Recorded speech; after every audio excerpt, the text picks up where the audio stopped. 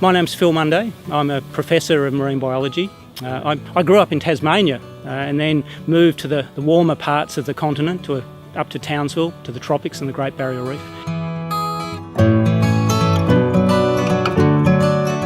I study fish biology and ocean acidification and looking at how that might affect marine organisms in the future.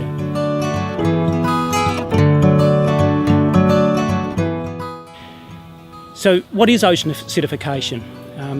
It's caused by the uptake of additional carbon dioxide from the atmosphere. And in fact, about 30% of all of the additional carbon dioxide that we put into the atmosphere gets taken up by the ocean.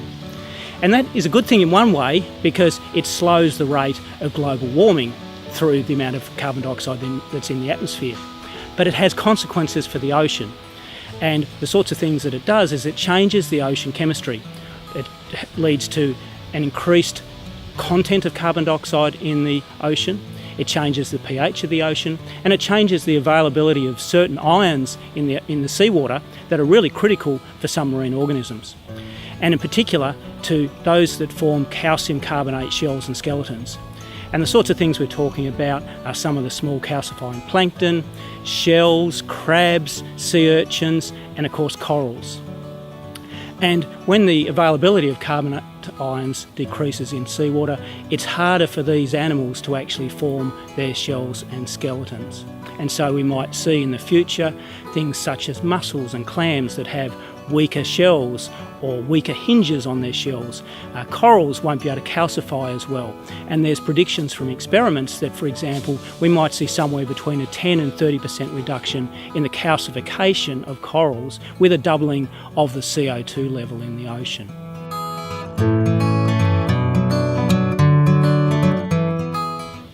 But it's not just the change in the carbonate ions and the reduction in the ability of animals to form their calcium carbonate shells and skeletons that's a problem, because the carbon dioxide content of the ocean is increasing as well, and that can have a direct effect on a whole variety of marine organisms. Because you've got more carbon dioxide in the environment, this can actually affect the pH of the animals themselves, and they have to adjust to this more acidic environment. And that can affect their metabolism. It can increase the cost of living for them, so they have to adjust to this more acidic environment, and that means that it might be more costly for them, and it can affect things like their growth rate, their metabolic rate, and even their survivorship. Now, for example, there's been studies showing that the swimming ability of jumbo squid is affected by higher carbon dioxide levels in seawater. We also know that some juvenile fishes are less able to survive in a more acidified condition. For example, there's been work on cod in the northern regions of the planet that's actually shown that they have lower survivorship in near future CO2 conditions. The other thing that we've found that's very surprising is that these higher CO2 levels can also affect the behaviour of marine species. Fish and in some invertebrates, it actually changes their behaviour in ways that might be detrimental to their survival.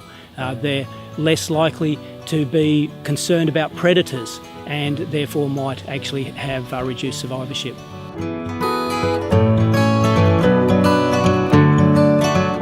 So we know already that a change in the pH of the ocean, a decrease in the pH of the ocean, and that's why it's called ocean acidification, will have an effect on these calcifying marine organisms like corals.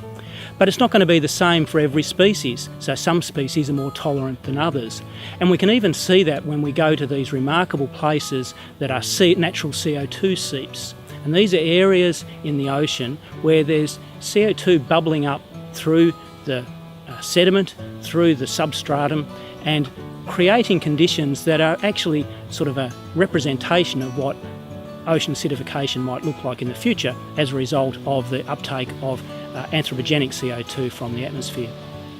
So these sites, these natural CO2 seeps, where there's sort of this lovely champagne of carbon dioxide coming up through the sand, give us a bit of a glimpse into what it might look like in the future in an acidified ocean. And we can see there already that there's less of these calcifying animals. As you go closer to these CO2 seeps, we see fewer sea urchins, fewer shells, sometimes if we get right into the very acidified areas, those shells have holes in them. They're actually being eroded. So these animals are no longer able to fully form their shells and their skeletons, or even in the worst conditions, they are eroded. But even in those areas, there are still some corals or some shells and some sea urchins. So some are able to do better than others. Some species are more tolerant than others. So it's not just that we're going to lose all of these calcifying species. What we'll see is a big change in the community structure. Some species will be more tolerant and they'll survive, and others will be less tolerant, and we might see those disappear in a future ocean. Now that could have big consequences for the other animals that live, for example, on coral reefs. As the structure of the reef changes, as there's less calcification of the corals and the types of corals that are living on the reef changes, the fish communities are likely to respond as well. So we will see shifts in the types of fish that live there. If, for example, some of the planktonic calcifying species are affected, that might affect the food availability to fish, squid and other types of animals, and that could have ramifications through the ecosystem.